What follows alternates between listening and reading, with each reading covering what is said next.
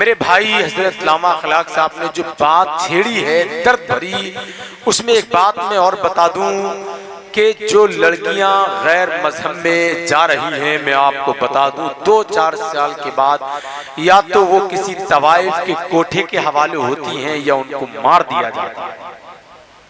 ये खबर आप अपने घर की बच्चियों को बता दें, कोई नहीं बचती है, उसको छोड़ दिया जाता है, निकाह करते हैं। वरना आप सोचें, जो लोग मजहब इस्लाम से इतनी नफरत करते हो, मजहब इस्लाम के मानने वाले नौजवानों से, बुजुर्गों से मतलब नफरत करते हो, वो बेटियों से कम मोहब्बत करेंगे।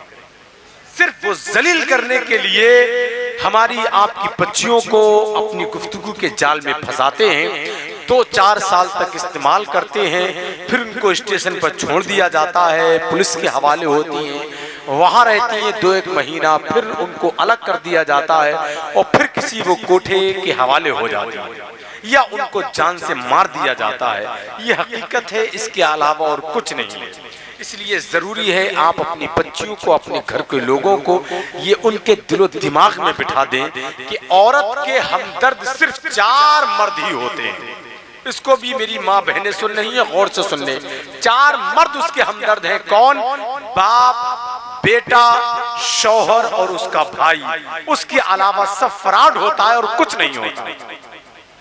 सिर्फ 4 मर्द उसके हमदर्द होते हैं। ये बात अपनी बच्चियों को बता दिया करें। कौन? उसका एक भाई, उसका बाप, उसका बेटा और उसका शौहर। एक बात और याद कर लें, औरत की बर्बादी के दिन उसी दिन शुरू हो जाते हैं जब कोई गैर मर्द उसकी तारीफ करता है और वो उस पर खुशी का इजहार करती है, उसकी बर्बादी के दिन वहीं से शुरू हो जाते हैं। याद कर ले, कोई गैर मर्द तारीफ नहीं करता, अगर करता है तो उसको तारीफ करने के लिए उसके घर में उसकी माँ है, उसके घर में उसकी बहन है, तारीफ के लिए उसके घर में उसकी बेटी है, और सबसे ज्यादा तारीफ की जो हकदार है वो उसकी बीवी है। समझ गए ना आप हजरात? जिससे वो खुशी जाहिर करेगी, उसकी मोहब्बतों में इजाफा होगा। लेकिन हमारा हाल क्या है सब जानते हैं। एक बात और याद कर लें, जब इस मौजू पर आई है ओवैस भाई, शादियों के अंदर होता यह है कि हम बहू तो 20 साल की लाते हैं, तजर्बा उससे 60 साल का चाहते हैं। घरों में वहीं से बिगाड़ शुरू हो जाता है। जब आपको तजर्बा 50 साल का चाहिए, अल्लामा अखलाक साहब, तजर्बा आपको 60 साल का लाइए, तो बहू भी 60 साल की ही लेकर आइए। बात सही है नहीं है? वही बहू चाहिए आपको 22 साल की, बहू चाहिए आपको 18 साल की, 17 साल की, 20 साल की, और तजर्बा चाहिए 60 साल का। कैसी बेवकूफी है यार।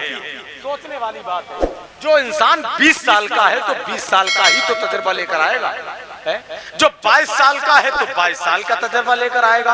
आप 60 साल के हैं, आपके पास वो 60 साल का तजर्बा है, आप उस पर क्यों थोप रहे हैं? समझ गए? ये घरेलू ऐसे माहौल है, घर का निजाम तभी बिगड़ता है जब घरों में दीन नहीं होता है। हम बढ़ तो गए हैं, सब कुछ हासिल कर लिया, मुसलमान हैं, ये विरासत में मिला है।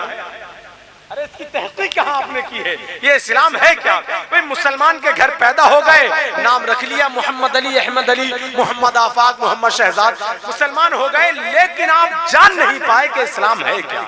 कम से कम घर की हकीकत को ही जान लेते कि एक घर के अंदर और शौहर बाहर से आए और बीवी मोहब्बत के साथ मुस्कुराकर उसको सलाम कर ले तो उसको एक हज मकबूल का सवाब मिलता है। अरे हाथ उठाकर बोल दे सुभान अल्लाह।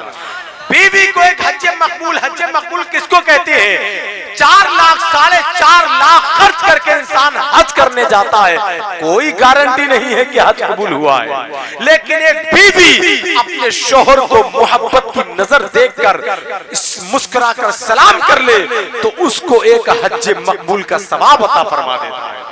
एक शौहर के लिए अगर बीवी मेकअप करे, इस्लाह मुआशरा कॉन्फ्रेंस, इसलिए ये बातें 2-4 सुना दूं मैं, इजाजत है। अगर बीवी शौहर के लिए मेकअप करे तो मेकअप करके शौहर के लिए याद कर लें आप, वरना आजकल हालात ये हैं कि क्रीम शौहर के पैसे का, लाली शौहर के पैसे की, पाउडर शौहर के पैसे का, काजल शौहर के पैसे का, और वही बेचारा महरूम रहता है। अरे सोचने वाली बात है यार, जितना मेकअप जो औरत करती है ये होता शौहर के पैसे का है और इसी को सामने पूरी लुकड़ी। बात सही नहीं है भाई। जो काम शौहर ला रहा है वो शौहर के ही लिए होना चाहिए। मैं गलत कह रहा हूँ क्या? बताएं, सारे आइटम जो होते हैं वो शौहर के कमाई को होते नहीं होते हैं, और वो ही पूरी जिंदगी महरूम रहता है, दिखाया दूसरों को जाता है।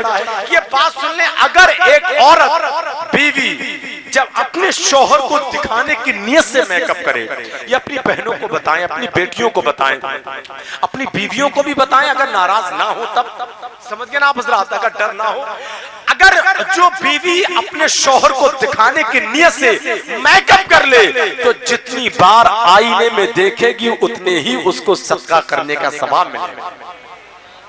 अरे मचल के बोले सुभान अल्लाह। ओवैस भाई, शौहर के लिए अगर बीवी मेकअप करे, मेकअप करके अगर वो 20 बार भी आईने में अपने चेहरे को देखती है तो 20 बार सदका करने का सवाब मिलता है।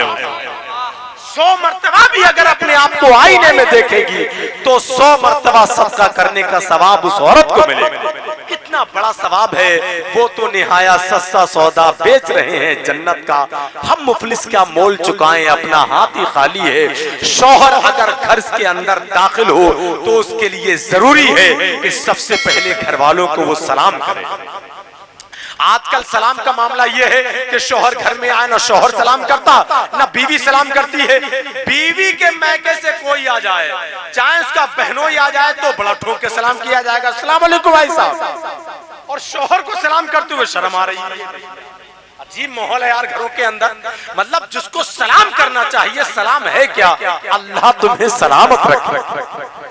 कौन बीवी नहीं चाहेगी कि मेरा शौहर सलामत रहे? तो ये दुआ है जब शौहर घर से बाहर निकले और बीवी दिल से, और दुआ का ताल्लुक दिल से होता है। ये मैं बता दूं, कोई आलिम, कोई मुफ्ती, कितना ही बड़ा मुफ्ती हो, अगर दिल से दुआ दे रहा है, जो दिल माँ के अंदर होता है, जो दिल बहन के अंदर होता है, जो बीवी के अंदर शौहर के लिए होता है, वो किसी और के लिए नहीं होता है। अगर बीवी अपने शौहर से कह दे अस्सलामु अलैकुम, अल्लाह तुम्हें सलामत रखे, पलट कर शौहर कह दे वालेकुम अस्सलाम, और अल्लाह तुम्हें भी सलामत रखे, तो शौहर भी जैसा गया है वैसे ही वापस आएगा, और बीवी को जैसा मुस्कुराता हुआ छोड़कर गया है वैसा ही वापस आएगा। लेकिन हालत यह है कि शौहर गया बाहर, जब बाहर से आया तो शौहर का भी मूड खराब है और बीवी भी चारपाई लिए मुंह फैलाए बैठी। ये हाल है घरों का। हाल है नहीं, ये बताइए आप, ये माजरा है। अब तो हाल ये है कि साहब ने कहा आपकी बीवी क्या कर रही है? बोले चार्ज हो रही है। बोले क्या मतलब चार्ज हो रही है? बोले अपने मैं के बात कर रही है। एक बात याद करना, बीवी, अब मेरी माँ बहनें यहाँ हैं, मैके की याद आती है, बात करना चाहिए, लेकिन ज्यादा बात करने का क्या मतलब है? उधर से बहन पूछ रही है, उधर से माँ पूछ रही है, लल्ला तूने, ललो तूने क्या खाया? और कभी गोश्त है तो कभी दाल भी है यार, है नहीं, ये कभी आलू भी है। तो उसने कह दिया मैंने दाल खाई। दाल पकी है तेरे? लल्लो मेरी सूख बहुत रही है, कैसी तबीयत है? अब वो ज्यादा पूछेगी तबीयत कैसी है कैसी है, तो वो कह देगी तेरी आवाज कैसी निकल रही है, जबरदस्ती की मारा मार रही है। बताइए आप, खाम खा घर में बिगाड़ डालने वाली बात है। लल्लो तेरी आवाज कैसी निकल रही है? बोले कुछ नहीं, तबीयत खराब है। तो दवा ना दिलवाई तुझे क्या? बताइए घरों के हालात है नहीं है? बताइए, मैं गलत कह रहा हूँ क्या? मतलब मैके में बहुत ज्यादा बात करना ये खतरे से खाली नहीं है। मैं बता दूं, लिमिट से बात हो यार। सलाम वालेकुम, वालेकुम सलाम, खैरियत, बहुत बढ़िया। और बहुत सारे घरों की बर्बादी का हाथ तो उस लड़की की माँ का सबसे ज्यादा होता है, चढ़ाने में, उतारने में। कभी खुशी है, कभी दुख है, कभी गम है, कभी घर के अंदर खुशहाली है। ये घर के अंदर हर अमीर और हर गरीब के घर लगा है। अगर आप चाहते हैं अपनी बेटियां, आपकी बेटियां जाने वाले ससुराल में राज करें, तो एक नुस्खा मैं आपको बता देता हूं। हर चाहता है, मेरा दिल चाहता है मेरी बेटी, मेरी बहन राज करे, आपकी बेटी भी चाहती है, तो आप ये बता दें जी। अरे यार पढ़े लिखे लोग हैं हम, ये मेरी शादी 3 महीने हुए, 3 बच्चे हैं मेरे माशाअल्लाह, 2014 में शादी हुई है। ये बातें मैं अपनी बीवी को बताता हूँ आए दिन। एक बात और बता दूं मैं आपको, आजमान ये बातें तो हमने जब मदरसे में कदम रखा तो 2 महीने बाद ही सारी बातें मालूम हो गई, क्योंकि बुजुर्गों ने किताबों में सब लिख दिया। एक बात और बता दूं वैस भाई, आप अपने घर में खुशहाली चाहते हैं, ये बीवियों के लिए बता दूं, अगर आप चाहते हैं आपकी बेटियां मैके में राज करें तो उनको एक नुस्खा बता देना कि पाबंदी से 5 वक्त की बेटी नमाज की पाबंदी करती रहना, अल्लाह खुद ब खुद हर फर्द के अंदर तुम्हारा खौफ और तुम्हारी मोहब्बत डाल देगा।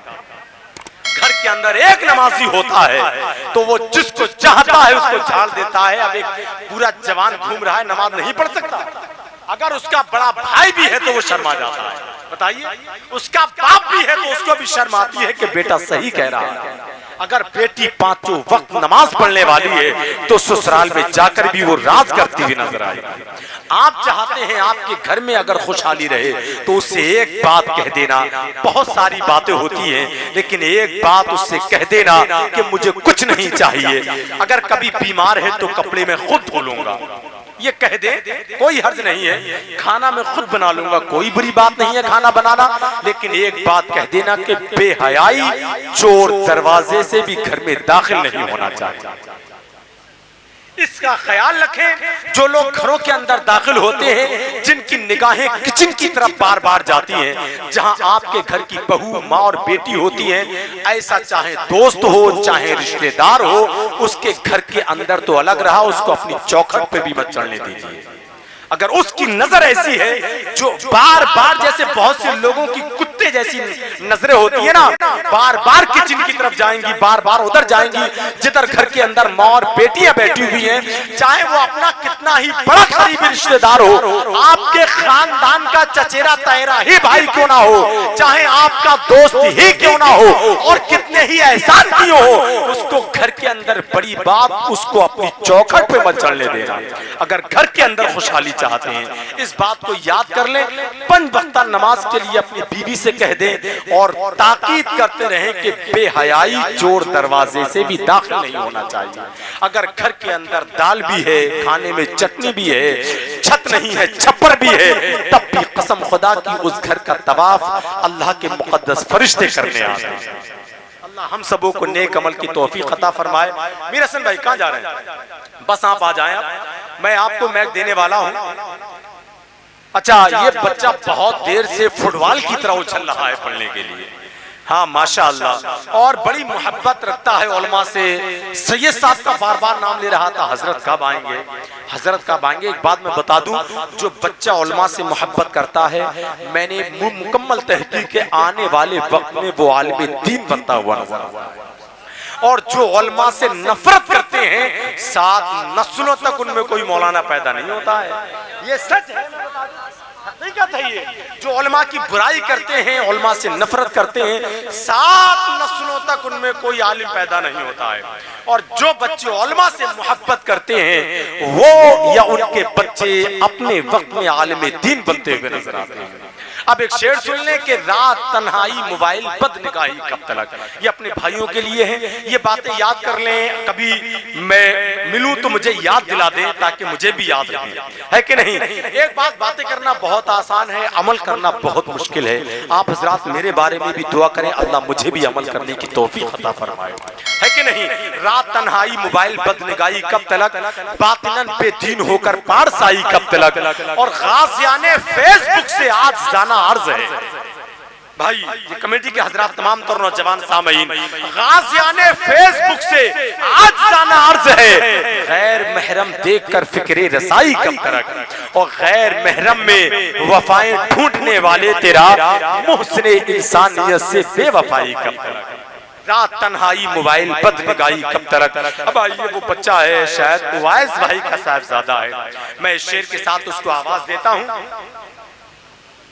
मोहम्मद अबू बकर, अरे माशाअल्लाह।